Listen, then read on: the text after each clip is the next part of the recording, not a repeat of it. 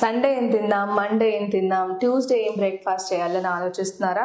Diabetic patients వాళ్ళు తీసుకోవాల్సిన ఆహారం గురించి ముందే ప్లాన్ చేసుకోవడం చాలా ఇంపార్టెంట్. ఎందుకంటే తీసుకున్న ఆహారం మీదనే షుగర్ లెవెల్స్ ఆధారపడి ఉంటాయి కాబట్టి మీరు ముందే ప్లాన్ చేసుకోకపోతే ఏది దొరికితే అది తింటారు. క్వాంటిటీ కూడా లిమిట్ చేయడం జరగదు కాబట్టి షుగర్ లెవెల్స్ పెరిగిపోతాయి, కాంప్లికేషన్స్ కూడా వచ్చే ఛాన్సెస్ ఉంటాయి. కాబట్టి ముందుగానే ప్లాన్ చేసుకోండి. ఒక ఫేమస్ కొటేషన్ ఉంటుంది కదా, if you are failing to plan you are planning to fail.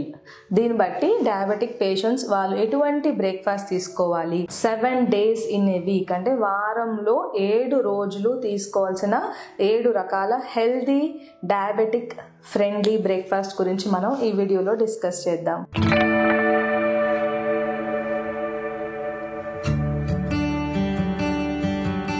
Hi, నేను డాక్టర్ దీప్తి కారేటి ఇన్మెన్స్ క్లినిక్స్ నుండి. షుగర్ పేషెంట్స్ తీసుకోవాల్సిన బ్రేక్ఫాస్ట్ లో మొదటిది డే 1 బ్రేక్ఫాస్ట్ మూంగ్ దాల్ దోశ. దీన్ని సింపుల్ గా పెసరట్టు అని పిలుస్తారండి. ఇందులో తొక్క తీయని గ్రీన్ పెసలు వాడతారు కాబట్టి దీనిలో ఫైబర్ కంటెంట్ ఎక్కువగా ఉంటుంది, షుగర్ లెవెల్స్ త్వరగా పెరగవు. ఒక పెసరట్టులో కేవలం 15 grams మాత్రమే కార్బోహైడ్రేట్స్ ఉంటాయి కాబట్టి మీరు హ్యాపీగా 2 పెసరట్లు బ్రేక్ఫాస్ట్లో తీసుకోవచ్చు. కానీ మీరు పెసరట్టు అంటే ఇష్టము, అది మేము టేస్టీగా తినాలని నెయ్యి వేసుకోవడం, జీడిపప్పులు వేసుకోవడం, ఉప్మా కూడా కలిపి తింటే షుగర్ లెవెల్స్ పెరిగిపోయే అవకాశాలు ఉంటాయి. కాబట్టి మీకు ఇష్టమైతే గ్రీన్ చిల్లీస్, జింజర్, స్పైసెస్, జీలకర్ర అటువంటివి యాడ్ చేసుకుంటే షుగర్ లెవెల్స్ పెరగవు, కొలెస్ట్రాల్ కూడా పెరగకుండా ఉంటుంది. Day 2 breakfast oats upma. ఓట్స్లో సాల్యుబుల్ ఫైబర్ ఎక్కువగా ఉంటుందండి. దీనివల్ల LDL అంటే బ్యాడ్ కొలెస్ట్రాల్. ఈ బ్యాడ్ కొలెస్ట్రాల్కి రక్తనాళాల్లో పేరుకుని పోయే స్వభావం ఉంటుంది కాబట్టి గుండె జబ్బు, పక్షవాతం వంటివి వచ్చేస్తాయి. ఓట్స్ మీరు రెగ్యులర్గా తీసుకుంటే ఈ సాల్యుబుల్ ఫైబర్ వల్ల బ్యాడ్ కొలెస్ట్రాల్ తగ్గిపోతుంది, గుండె జబ్బులు రాకుండా చూసుకోవచ్చు. మీరు ఈ ఓట్స్ ఉప్మాలో vegetables like carrot, beans add చేసుకుంటే విటమిన్స్, ఫైబర్ వాల్యూ కూడా పెరుగుతుంది. 150 grams ఆఫ్ కుక్డ్ ఉప్మాలో, అది కూడా ఓట్స్ ఉప్మాలో కేవలం 30 grams వరకు కార్బోహైడ్రేట్స్ ఉంటాయి కాబట్టి మీరు హ్యాపీగా బ్రేక్ఫాస్ట్కి ఎంజాయ్ చేయొచ్చు. డే 3 బ్రేక్ఫాస్ట్ బేసన్ చీలా అంటే శనగపిండితో చేసే రోటీ. శనగపిండికి గ్లైసెమిక్ ఇండెక్స్ చాలా తక్కువ ఉంటుంది కాబట్టి ఇది షుగర్ లెవెల్స్ అస్సలు పెంచదు. ఒక బేసన్ చీలాలో కేవలం 10 grams వరకే కార్బోహైడ్రేట్స్ ఉంటాయి కాబట్టి 2 నుంచి 3 వరకు ఈ శనగపిండి రోటీస్ మీరు ఎంజాయ్ చేయొచ్చు. డే 4 బ్రేక్ఫాస్ట్ కి వస్తే మల్టీ గ్రెయిన్ ఇడ్లీ. మా పేషెంట్స్ కొంతమంది చెప్తారండి, ఇడ్లీలు అంటే తెల్లగా ఉండాలి, పువ్వుల్లాగా మెత్తగా స్పాంజ్ లాగా ఉండాలి, వేడివేడిగా 5, 6, 7, 8 తినేస్తామండి అంటారు. అయితే మీ షుగర్ లెవెల్స్ ఖచ్చితంగా పెరిగిపోతాయి. ఎందుకంటే ఇడ్లీ త్వరగా డైజెస్ట్ అయిపోతుంది, అది కూడా ఎక్కువ క్వాంటిటీలో తీసుకుంటే షుగర్ లెవెల్స్ ని పెంచేస్తుంది.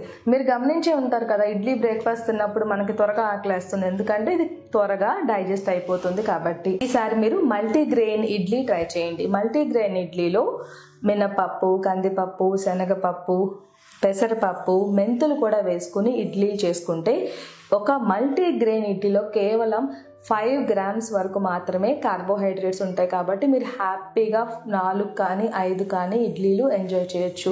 అదే తెల్లగా ఉండే ఇడ్లీ రవ్వతో చేసిన ఇడ్లీలో అయితే 10 grams వరకు కార్బోహైడ్రేట్స్ ఉంటాయి కాబట్టి 3 కన్నా అవి ఎక్కువ తీసుకోకూడదు. డే 5 బ్రేక్ఫాస్ట్ మేథీ పరాటా అంటే మెంతి కూర మరియు గోధుమ పిండి కలిపి చేసే మేథీ రోటీ అంటాము. మెంతి కూరకి ఒక మంచి గుణం ఉంటుందండి, కార్బోహైడ్రేట్ డైజెషన్ మరియు అబ్జార్ప్షన్ ఇది తగ్గించేస్తుంది కాబట్టి షుగర్ లెవెల్స్ త్వరగా పెరగవు. మీరు 1 లేకపోతే 2 మేథీ రోటీస్ని బ్రేక్ఫాస్ట్గా ఎంజాయ్ చేయొచ్చు. డే 6 బ్రేక్ఫాస్ట్కి వస్తే స్టీమ్డ్ దహీ వడ. ఇదేదో కాంప్లికేటెడ్గా ఉంది అనుకోకండి. స్టీమ్డ్ అంటే ఆవిరితో ఉడికించింది, దహీ అంటే పెరుగు, వడ అంటే ఇది నూనెలో డీప్ ఫ్రై చేసే గారెలు మాత్రం కాదు, మినప్పిండితో చేసే వడలు. ఈ మినప్పిండిని మనం స్టీమ్తో కుక్ చేస్తారు. మీకు ఇష్టమైతే మీరు ఎయిర్ ఫ్రైయర్ కూడా యూజ్ చేసుకోవచ్చు.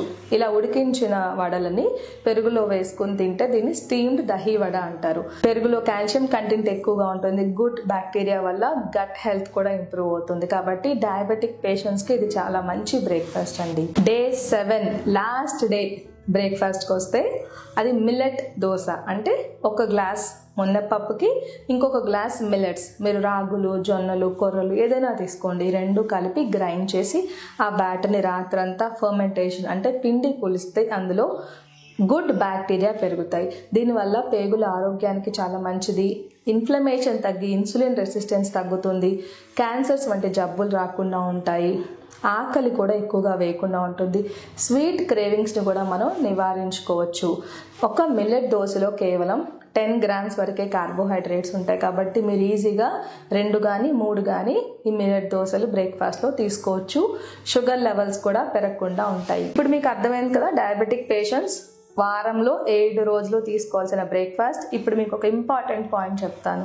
ఈ బ్రేక్ఫాస్ట్ మొత్తంలో మీరు కంపానియన్ అంటే సైడ్ డిష్గా చట్నీ తీసుకోవాలనుకుంటే groundnut chutney, coconut chutney మాత్రం రోజు తినకండి. ఎందుకంటే వీటి వల్ల కొంతవరకు కొలెస్ట్రాల్ లెవెల్స్ పెరుగుతాయి కాబట్టి వెజిటబుల్ చట్నీ ప్రిఫర్ చేయండి. టొమాటో, కొత్తిమీర, బెండకాయ, దొండకాయ, క్యాబేజ్, ఆకుకూరలతో కూడా కొంతమంది చట్నీ చేస్తూ ఉంటారు. అవి ప్రిఫర్ చేస్తే మంచిది. ఈ వెజిటబుల్ చట్నీస్ కూడా ఆయిల్లో డీప్ ఫ్రై చేసి తినకుండా స్టీమ్ కుక్ చేసుకుని చేసుకుంటే షుగర్ లెవెల్స్ పెరగవు, కొలెస్ట్రాల్ లెవెల్స్ పెరగవు, విటమిన్స్ అండ్ మినరల్ కంటెంట్ ఎక్కువగా ఉండటం వల్ల హెల్త్ కూడా ఇంప్రూవ్ అవుతుంది.